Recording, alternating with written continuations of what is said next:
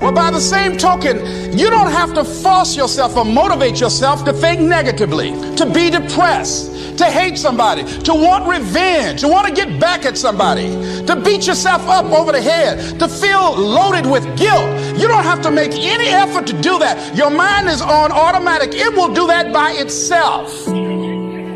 But if you want to begin to move into your own personal greatness, if you want to begin to really enjoy a happy, successful, healthy life, you've got to be willing to go against the tide. You've got to be willing to harness your will and say, in spite of this, I'm in control here. I'm not going to let this get me down. I'm not going to let this destroy me. I'm coming back, and I'll be stronger and better because of it. You have got to make a declaration that this is what you stand for.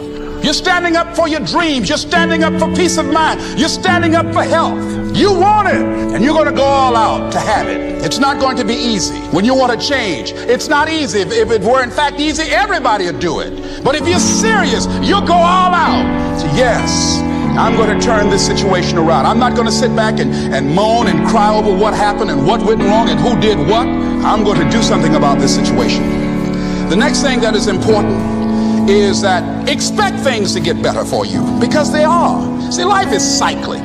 You're not, whatever experience you're having right now, it has not come to stay. It has come to pass. Not to stay, just to pass. It's just going through.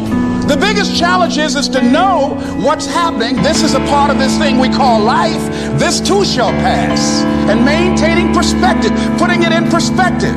Discipline is like a set of magic keys that unlocks all the doors of wealth, happiness, sophistication, culture, high self-esteem, pride, joy, accomplishment, satisfaction, and success. The first key to discipline is awareness of the need for and the value of discipline, and especially the discipline to make the changes. What will it take? What must I do? And what must I become to get all I want from my life? The second key is the willingness. More than that, the eagerness to maintain your new discipline deliberately, wisely, consistently. And the third key to discipline is the commitment to master the circumstances of your daily life, to see and harness the opportunities to make something of the sun and the rain, the good as well as what comes in the guise of misfortune. Discipline does many things, but most important of all is what it does for you. It makes you feel better about yourself. Even the smallest discipline can have an incredible effect on your attitude. And the good feeling you get, that surging feeling of self-worth that comes from starting a new discipline, is almost as good as the feeling that comes from the accomplishment of the discipline. Second, a new discipline immediately alters your life direction. You don't change destinations immediately. That is yet to come. But you can change direction immediately. And direction is very important. Third, discipline cooperates with nature. Everything strives. It is a common life function. How tall will a tree grow? As tall as it can. Everything strives to become all it can possibly be. And that striving to become is what discipline is all about. Disciplining ourselves to fulfill our natural potential to become all that we can be.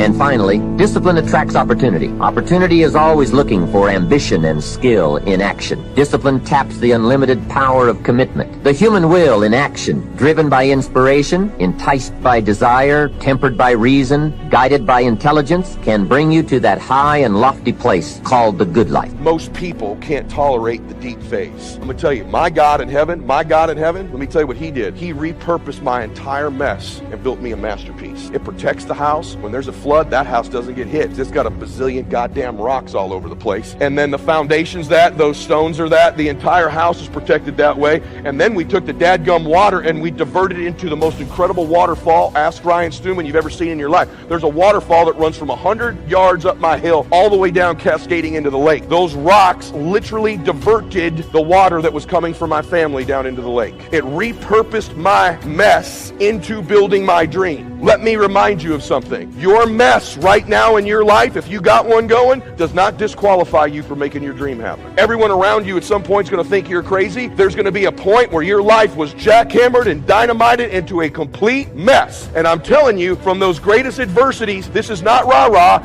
I'm living proof of it, became one of my great dreams. And from that home is where I met all my mentors, have done the majority of my business deals. My net worth since I built that house has increased about $300 million from that mess, right? I tell you that I tell you that because that's going to happen for you. You got to be able to bend time. Man, do you hear me on this? There's a few things I know in my life, and I know what I'm telling you is right. Now, you better be able to do all the things you don't want to do as long as you can, so you can do all the things you want to do. You got to do all the things you don't want to do as fast as you can, so you can do all the things you want to do for as long as you can. Because you got 8 years left. Time's clicking. My life changed on time when I was 30 years old.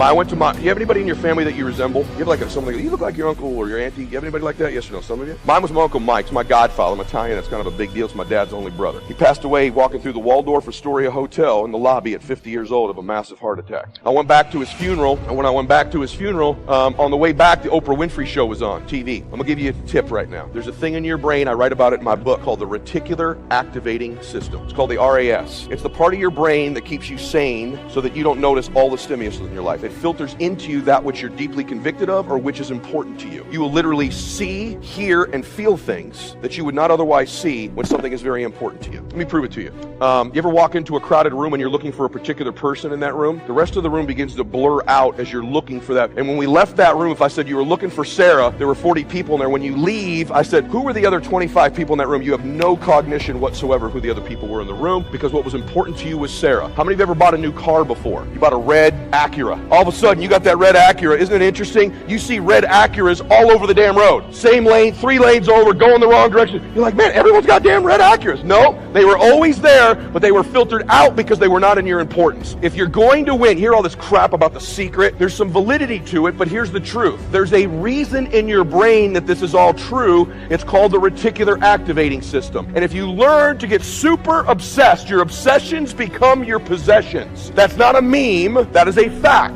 When you begin to repeat a thought and a vision to yourself over and over and over again, like that house, over and over and over and over again, like the sale, like the best deal, like the steal on the street, like the investor you need to find, like the buyer you need to find, your RAS filters out like the Matrix and begins to find your red Acura for you. And if you don't begin to learn to control that, you lose against someone like me who understands it. Because out of every tragedy, out of every pain, it only gets healed when we find a deeper meaning. When we find there's a higher purpose in it. And I realized I wouldn't have been there that day. I wouldn't have that hunger to help somebody else if I hadn't had the hunger in my own soul at one point missing. So it's very personal to me. I want to thank all of you that made the contributions. And I told Mark and I've announced that I'm going to match the 1 million meals if you hit it. And I'm sure as hell expecting that you will. People who say money doesn't matter, they don't know where to shop.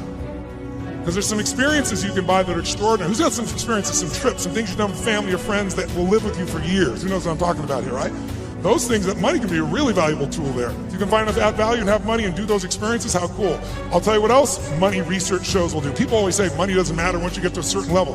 No, it matters. You can spend $5 a month and have more emotional juice, and it can be measured all the way down into your saliva by hormonal changes. You want to use money, not let money use you.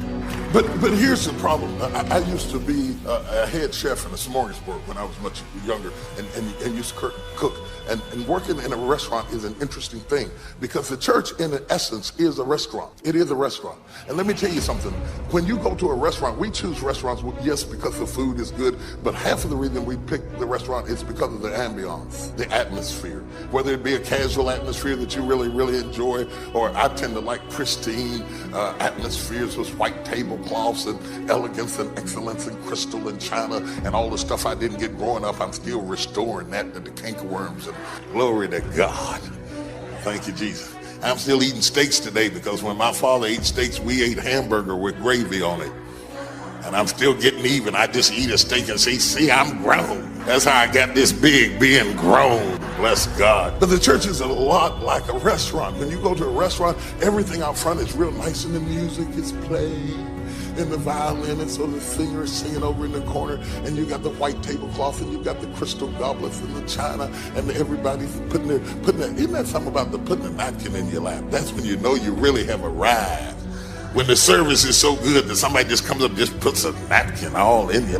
First time they did that, I thought they was getting fresh, I thought, now, of course I've been on the road a while, but anyway, let me get past that. And so you're having this, maybe I should have stopped it tonight. I don't want to mess you up. But you have this great experience in the restaurant. But that's not how it is in the kitchen.